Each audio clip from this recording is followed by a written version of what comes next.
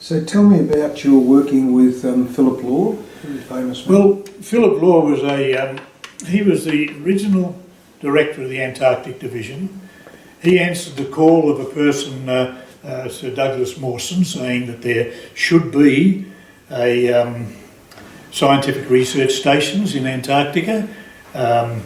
Amongst other things, Mawson said that politically it should be, Australia should be in the forefront to it. It's the closest nation to the Antarctic continent, and if we don't lay claim to it down there, there's going to be a lot of other countries who will lay claim to it after the Cold War, after the war.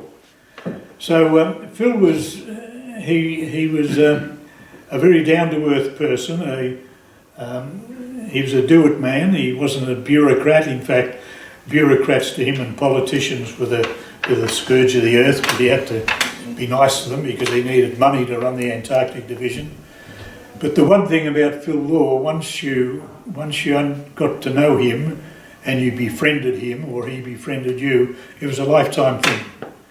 And I say that with sincerity because when I met him in age 28, when he offered me this job of leading an expedition, many years later, I was picking him up in his nursing home to take him away in his wheelchair to the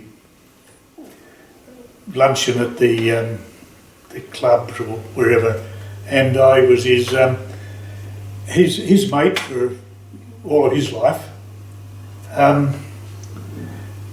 But he was a hard taskmaster. He set plans for you that were considered, hey, give us a break, that's a bit rich, but he always headed for the highest point, knowing that you're not going to reach there at all times.